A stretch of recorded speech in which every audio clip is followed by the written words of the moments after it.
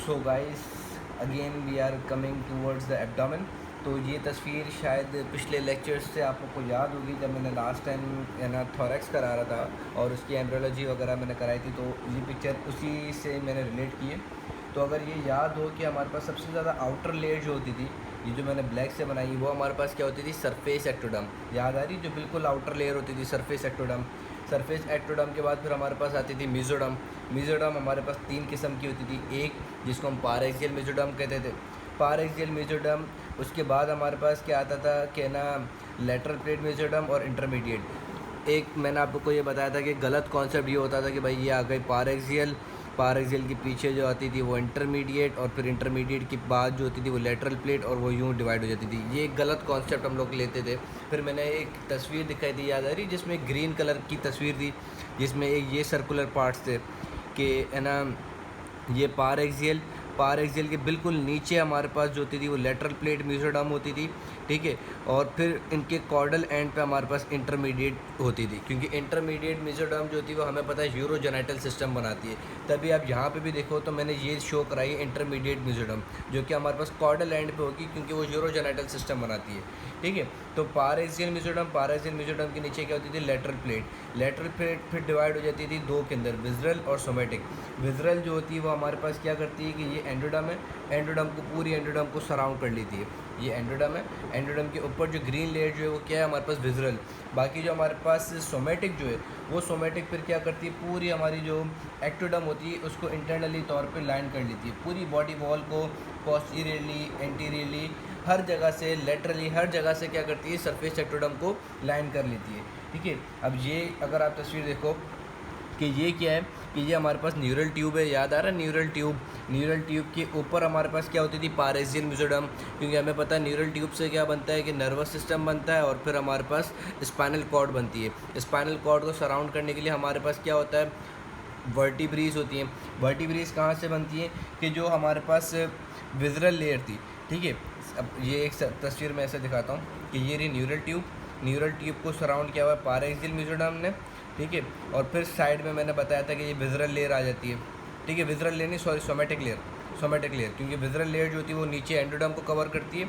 बाकी जो हमारे पास सोमेटिक लेयर जो होती है वो इनके साइड में भी होती है, और फिर बॉडी वॉल को भी कवर करी, क्योंकि हर जगह वो चली जाती है, ठीक है। तो है ना, ये रही न्यूरल ट्यूब के ऊपर जो सराउंड किया हुआ होता है वो होता है पारेक्सियल मेसोडर्म, और फिर लेटरल साइड पे हमारे पास क्या होती है, ये सोमेटिक वाली लेयर क्या बनाती है, बोनी पार्ट वर्टिब्री का, ठीक है। और साइड में जो मसल्स वगैरह होते हैं वो बनाती है। पारेक्सियल मेसोडर्म क्या होती है भाई, न्यूक्लियस पल्पोसिस बनाती है, जो दो वर्टिब्री होती है उनके बीच में जो न्यूक्लियस पल्पोसिस इंटरवर्टेब्रल डिस्क होता है वो बनाती है। इंटरवर्टेब्रल डिस्क जो होती है वो दो चीज़ों की बनी हुई होती है, एक होता है एन्युलस पल्पोसिस और एक होता है न्यूक्लियस पल्पोसिस। एन्युलस पल्पोसिस तो एक जेली लाइक होता है, और न्यूक्लियस पल्पोसिस उसका सराउंडिंग का पार्ट होता है। तो पारेक्सियल मेसोडर्म जो होती है वो न्यूक्लियस पल्पोसिस बनाती है, और बाकी जो वर्टिब्री और मसल्स वगैरह होते हैं वो लेटरल प्लेट मेसोडर्म बनाती है। तो ये एक जनरल स्ट्रक्चर है कि यहाँ पे आप देख रहे हो कि न्यूरल ट्यूब है, न्यूरल ट्यूब के ऊपर हमारे पास क्या हो रहा है कि पारेक्सियल प्लस सोमाइट्स, ठीक है। सोमाइट्स बोल दो या सोमेटिक, चलो सोमेटिक कर देते हैं, क्योंकि पार एक्सियल जो होती है वो सोमाइट्स के फॉर्म में अरेंज हो जाती है, और जो हमारे पास सोमेटिक जो होती है वो उसके अराउंड में वर्टिब्री और मसल्स बनाएगी, ठीक है। क्योंकि अगर ये दोबारा आसानी से समझने के लिए कि अगर ये न्यूरल ट्यूब है, न्यूरल ट्यूब के ऊपर मैंने बता दिया कि भाई पार एक्सियल है, पार एक्सियल के सराउंडिंग में हमारे पास क्या है, लेटरल प्लेट। अब पार एक्सियल तो छोटा हो जाएगा, क्योंकि वो इंटरवर्टेब्रल डिस्क बनानी है, और जो लेटरल प्लेट जो होगी वो उसके सराउंड में वर्टिब्री और मसल्स बनाएगी। ये पिछला सारा एम्ब्रियोलॉजी थी जो कि मैंने एक छोटे से वो रिवाइंड करा दी, जो वो हमारे 4 बजे थे रात के, वो मैंने 5-4 मिनट में समराइज़ कर दी। अब ये पिक्चर को गौर करो कि ये देखो कि ये मैंने बताया था कि हमारे पास बॉडी कैविटीज़ बनती थी, हार्ट होता था यहाँ पर, ठीक है। हार्ट के सराउंडिंग में हमारे पास क्या बनती थी, पेरिकार्डियल कैविटी, ठीक है। पेरिकार्डियल कैविटी जो होती थी वो कंटिन्यू होती थी, ठीक है। यहाँ पर अगर मैं इसको मिटाऊँ, थोड़ा सा बॉडी कैविटीज़ का अगर मैं रिवाइंड करा दूँ कि ये हार्ट है, हार्ट के ऊपर हमारे पास आ गई विज़रल पेरिकार्डियम, फिर पैराइटल पेरिकार्डियम जो होती थी वो कंटिन्यू होती थी एज पेरिकार्डियो पेरिटोनियल कैनाल, ठीक है। सपोज़ करो ये भी स्ट्रक्चर नहीं है, ये स्ट्रक्चर अभी नहीं है, ठीक है। ये मैं ये वाला स्ट्रक्चर बता रहा हूँ कि हार्ट ये रहा, हार्ट के ऊपर विज़रल पेरिकार्डियल, फिर उसके बाद हमारे पास क्या होता था parietal pericardial, parietal pericardial continue होती थी एज पेरिकार्डियो पेरिटोनियल कैनाल, ठीक है। अब जब ये कैनाल जहाँ पर आएगी तो हमारे पास फोर गट से एक रिस्पायरेटरी बड निकलता था, ठीक है। उस रिस्पायरेटरी बड से फिर हमारे पास क्या होता था कि ये जो पेरिकार्डियो पेरिटोनियल कैनाल होती थी वो है ना हमारे पास रिस्पायरेटरी बड को सराउंड कर लेती थी, और फिर है ना सराउंडिंग मीज़ेनकाइम वगैरह के आने की वजह से हमारे पास एक और एक कैविटी बन जाती थी जिसको हम कहते थे प्लूरल कैविटी। जैसे सपोज़ करो ये रिस्पायरेटरी बड यहाँ पर आया, ठीक है, इसकी वजह से क्या होगा कि ये पेरिकार्डियो पेरिटोनियल कैनाल थोड़ा सा नीचे की तरफ आएंगी, ठीक है। ये रहा हार्ट, विज़रल, पेरिकार्डियल, विज़रल और पैराइटल पेरिकार्डियल।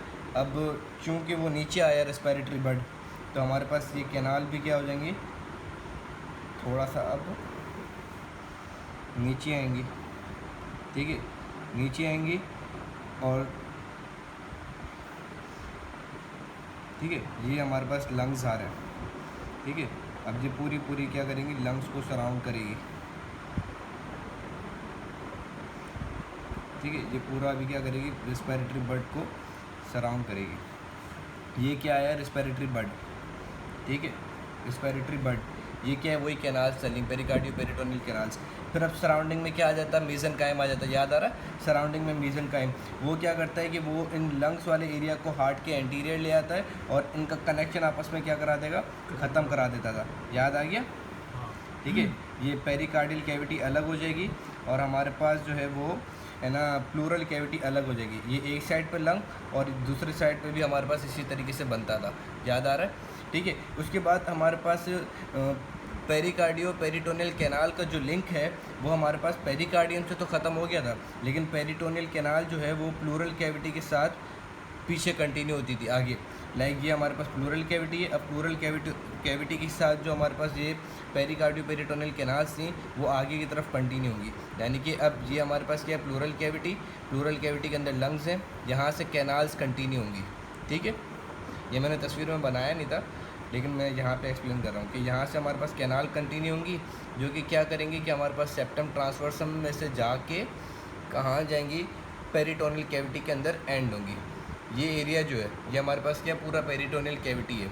यहाँ से लेके इसको भी हटाओ, यहाँ से लेके ये पूरा का सारा क्या है, पेरिटोनियल कैविटी है, ठीक है। अब यहाँ पे क्या है, ये बिल्कुल पोस्टीरियर है, ठीक है।